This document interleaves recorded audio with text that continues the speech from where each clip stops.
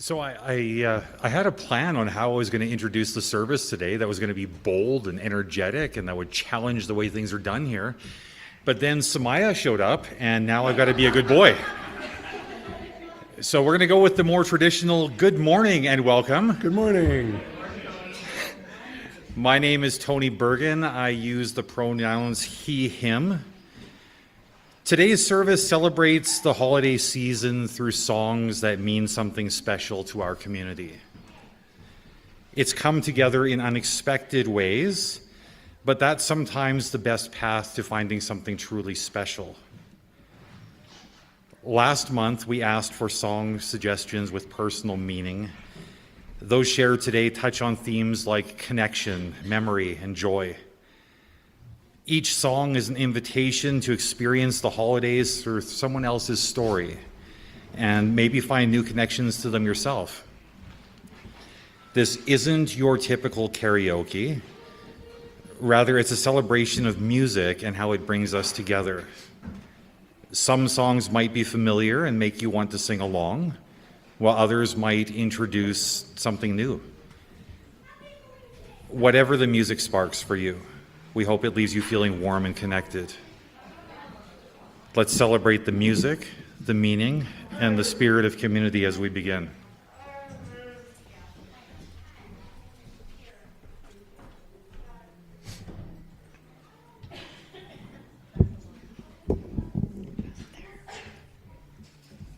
Good morning. Good morning. And Tansy. My name is Janelle Bergen, and my pronouns are she, her. We respectfully honor and acknowledge that the land we gather upon today is the traditional territory of the Treaty 7 peoples. This includes the Blackfoot Confederacy, comprising the Siksika, Kainai, and Piikani, as well as the Nakota Nations, including the Chiniki, Bearspaw, and Goodstoney communities, and Tsuut'ina Nation. We also recognize the homeland of the historic Northwest Métis, the Métis government, including the Battle River Territory, Nose Hill Métis District 5, and Elbow Métis District 6. This acknowledgement is not merely words, but a call to action. As guests on this sacred land, we share a collective responsibility to honor the stories, traditions, and cultures of those who came before us. Together, we can work to create a future rooted in reconciliation, respect, and sustainability, where opportunities flourish for generations to come. I offer this land acknowledgement today as the proud daughter of a Cree Nation from Cold Lake, and as the child of a residential school survivor. My voice carries the weight of the past, guided by the wisdom of the old ways, and speaks with hope for the future. As we gather this morning, I invite us all to conclude this acknowledgement with a moment of reflection, holding space for a Cree prayer of gratitude. Creator, we give thanks for the land beneath our feet, for the sky above, and the water that sustains us. We honor our ancestors who walked this land before us, and the wisdom they have shared. May we walk gently and with respect, in harmony and with all living beings. Kinanas Kumitten, I am grateful.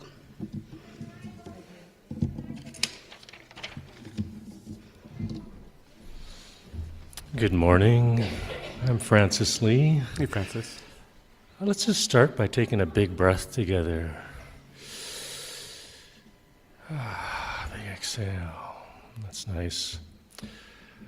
Welcome. And as we light this chalice, know that this flame is who we are as a community. It's who we are as individuals. And this flame represents the warmth and the light that we offer each other as we come into this space to sing, to celebrate, to see each other as beautiful beings, and to honor where each of us are in this space today.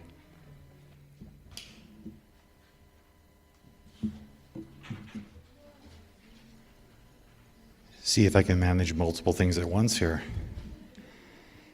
Last week, we lit our first Advent candle in the spirit of hope.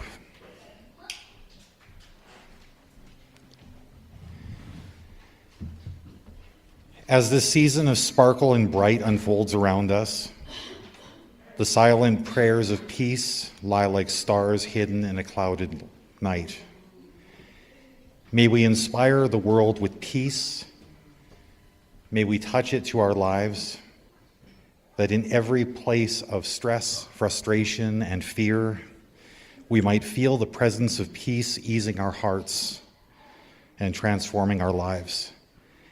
And may we share its healing power with our children, that they might become the inspiration through which peace makes its way to a new yet dreamt of world.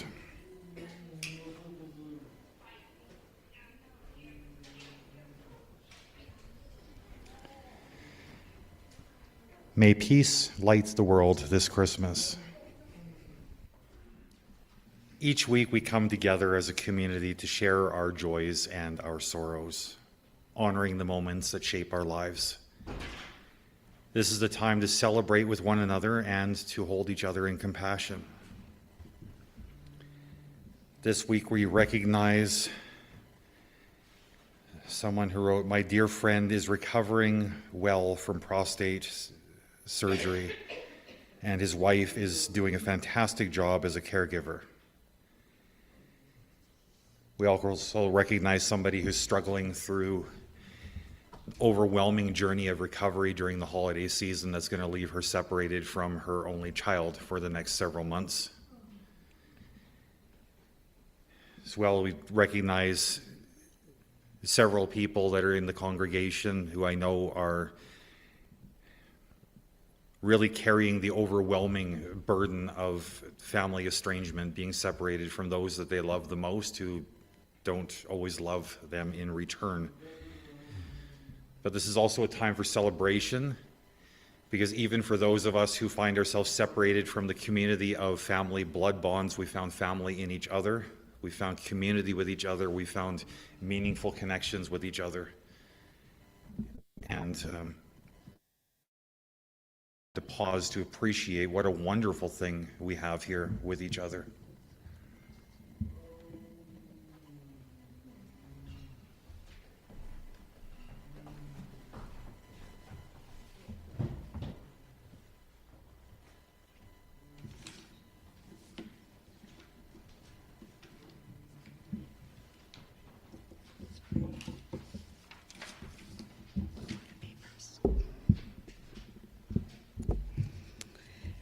I hear the songs of my ancestors. I hear the voice of my mother among them, though I have no way of knowing which is hers. She was born into a world that could not protect her from harm, from hardship, from the forces that took babies from their families. For those of us who carry unanswered questions about our origins, the holidays can be a time of longing as much as celebration. Not everyone knows the stories of where they came from, and some carry the ache of wondering. Yet we all walk this earth, step by step, searching for meaning, for connection, and for belonging. As we sit together in this season of light, let us hold space for the many ways we experience the holidays. May we embrace the joys and the grief, the togetherness and the distance, the known and the unknown. Now, I invite you to take 2 minutes of silence. Let this time be for reflection, for honoring those who came before us, and for opening our hearts to compassion.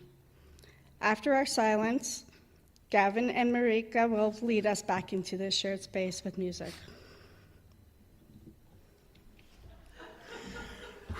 I'm gonna need a moment. That was good. Yeah, it's good. Yeah. That's good stuff. Well, we'll have a chuckle privately later. Okay. Okay. As I was preparing for today, I found myself drifting through a slideshow of holidays past. I remember my mom and dad putting up lights. I remember having my own little tree in my room that I could decorate however I wanted. I remember wanting to put out milk and cookies for Santa, but having my dad convince me that maybe Santa would prefer a glass of brandy to warm him up after flying through the winter night sky. And I remember singing Happy Birthday to Jesus. Yeah, Pentecostal parents, yay. When my kids were little, they each had their own little Christmas tree in their rooms. The Santa in my neighborhood wasn't a fan of brandy, though. He preferred a good glass of 12-year-old scotch. And we did skip the birthday celebration for Jesus. When we think about tradition, we often picture things that stay the same. Rituals, values, or practices passed down from one generation to the next. Tradition can give us comfort and help us feel connected to something bigger than ourselves. But the interesting thing about traditions is that what we follow today, these traditions were created because someone at some point decided to challenge the way the things had always been done. That means that starting something new isn't just about change. It's also about honoring the people who came before us, because they created new traditions too. In a way, doing something new is one of the oldest traditions there is. You know, if you think about where traditions come from, they're not handed down, fully formed and set in stone. Instead, they grow and change as our needs and our values change. For example, our Unitarian Universalist faith came out of people asking hard questions about what they believed. They decided that strict religious rules didn't fit anymore, so they created something more open and inclusive.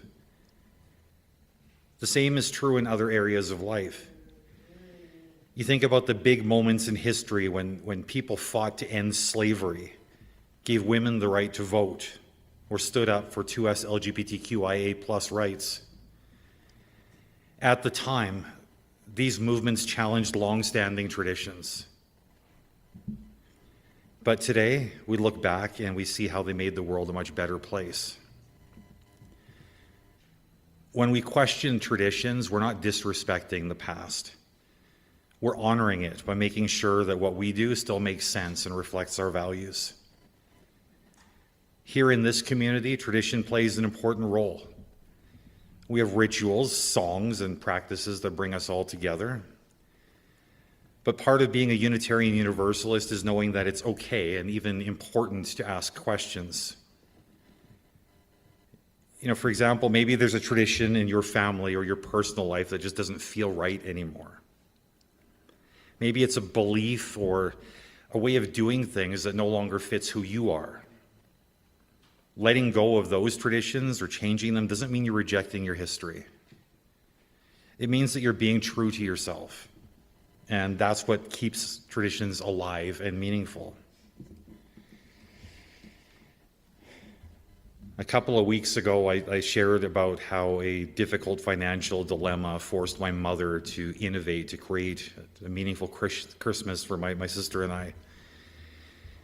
This act of desperation and creativity changed the way I approached holidays ever since. It's given me something to pass along to my kids and hopefully for them to pass along to theirs. So what can we learn from this? We can learn that honoring tradition isn't just about keeping things the same. It's about staying true to the spirit of what tradition is, a way to connect with our values and the people who came before us. Sometimes the best way to do that is to let traditions change or just become something entirely new. So before I hand over the microphone, I'd like to leave you with these questions. What traditions in your life are worth keeping? And what traditions need to change? As we think about tradition, let's remember this. The people who came before us were creators, innovators, and questioners. They gave us the courage to do the same. And by honoring their spirit, we make room for traditions that will serve us and the generations to come.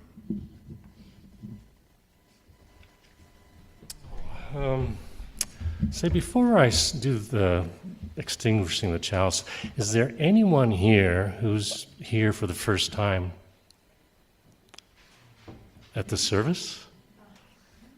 Oh, there's one. Yeah. That's my friend Mara and her daughter Ava. Just welcome to our community. Yeah, thank you for coming today. Yes. Isn't that amazing? The moment you walk through those doors for your first time, you are a member of our community already. And that's the place that we are at. And I'm so proud that she was here to see this amazing service that we had. It just warmed my heart. I didn't know what Karaoke Christmas was going to be about, but it was just beautiful. Thank you, everyone, for putting it all together. Yeah. So as we extinguish this chalice, know that this flame is always here. It is the center of who we are, the light that we all are, and that we recognize that our community is joy, love, and peace, and each one of us is joy, love, and peace.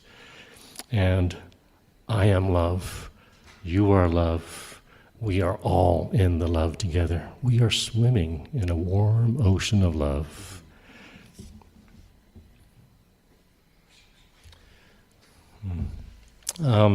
Please join us for coffee, tea, and snacks in Panda Baker right after the service.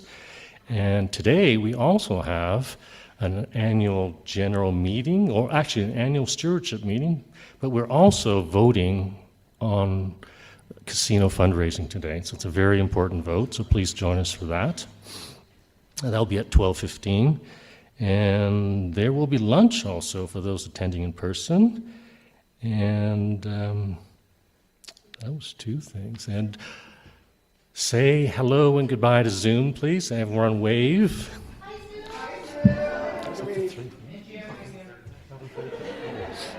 That's it? Okay.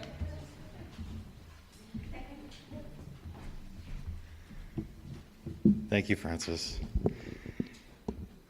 As we prepare to leave this sacred time and space, let us carry forward the spirit of both tradition and transformation.